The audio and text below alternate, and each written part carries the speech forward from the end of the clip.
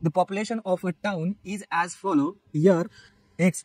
तर एका गावाची पॉप्युलेशन दिली आहे इयर आणि ती पॉप्युलेशन किती होती ते लॅक्स मध्ये दिले, ते डिनोट केले एक्स आणि वायने. आणि त्यांनी काय सांगितलेलं आपल्याला, estimate the population during the period of 1941 to 1946.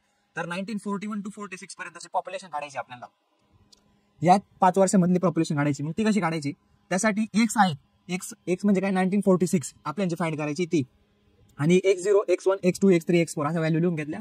आता आपल्याला हा टेबल तयार करायचा आहे आणि आपण हे न्यूमेरिकल कोणत्या मेथडने सॉल्व्ह करणार, आपण न्यूटन फॉरवर्ड डिफरन्स मेथडने आपल्याला हे न्यूमेरिकल सॉल्व्ह करायचे.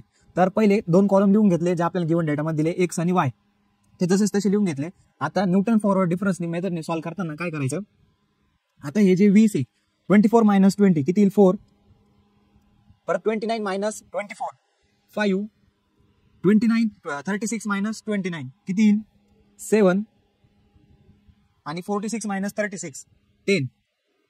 आता असंच 5 - 4 1, 7 - 5 2, आणि 10 - 7 3. आता परत नेक्स्ट याच्यामध्ये 2 - 1 1, आणि 3 - 2 1, 1 - 1 0. ठीक आहे. आता एकपर्यंत करायचे टेबल, जोपर्यंत इथं सिंगल डिजिट व्हॅल्यू येत नाही, म्हणजे ज्याच्यातून आपल्याला मायनस करता येणार नाही परत, तोपर्यंत करायचे. आणि त्याला वरच ते डिनोट कशाने करायचं, delta square Y, delta cube Y आणि डेल्टा रेस टू 4 वाय असं डिनोट करायचं. आता एच म्हणजे आपली स्टेप साईज. तर स्टेप साईज कशी काढायची, आता गिवन डेटामध्ये आपल्याला इयर दिले. आता फॉर एक्झाम्पल 1951 - 1941 केलं, किती येईल आपलं स्टेप साईज 10. म्हणजे एच ची व्हॅल्यू किती आपली स्टेप साईजची, एच ची व्हॅल्यू 10. तर एच म्हणजे काय, डिफरन्स बिटवीन इयर्स. आता आपल्याला काढायची यू ची व्हॅल्यू. तर यू ची व्हॅल्यू साठी x - x0 divide by H. तर x ची व्हॅल्यू काय आपली 1946, मग 1946 मायनस x0 ची value 1941 divide by H 10 is equal to किती व्हॅल्यू किती कॅल्क्युलेट केली, भेटली 0.5. यू ची व्हॅल्यू भेटली 0.5.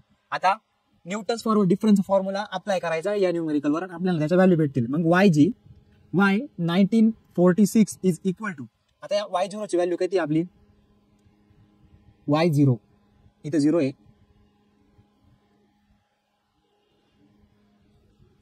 y0 ची व्हॅल्यू किती आहे, हा y0. मग आपली y0 ची व्हॅल्यू आहे 20. मग आता या फॉर्म्युल्यामध्ये व्हॅल्यू पुट करू. मग y0 ची व्हॅल्यू 20 प्लस u ची value 0.5 multiply by delta y0 ची value 4 multiply by 4 plus 0.5 minus 0.5 minus 1 divide by 2 multiply by delta square y0 ची value 1 plus delta square y0 ची value 1.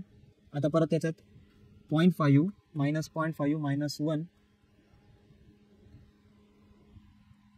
0.5 minus 2 divide by 3 multiply by delta cube y0 ची value 1 plus 0.5 minus 1 0.5 minus 2 आणि 0.5 minus 3 divide by 4 आणि 1 multiply by 1 नाही 0. आता यांचे calculation केल्यावर आपल्याला y 1946 किती भेटेल, याचे कॅल्क्युलेशन केलं डायरेक्ट कॅल्सीमध्ये सगळ्या टर्म टाकायच्या किंवा सिम्प्लिफिकेशन करायचं, आपल्याला याची व्हॅल्यू भेटेल 21.9375. ही आपल्याला भेटली y ची व्हॅल्यू. तर finally calculate the increase in population from 1941 to 46. So population किती आहे, 1941 ची पॉप्युलेशन किती आहे, मग 1941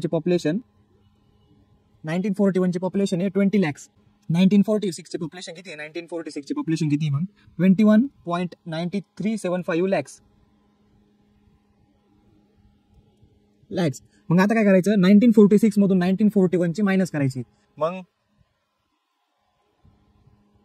पॉप्युलेशन किती इन्क्रीज झाली, increase is equal to 1946 minus population of 1941 is equal to 1946 चे population 21.9375 minus 20 is equal to 1.9375 lakhs.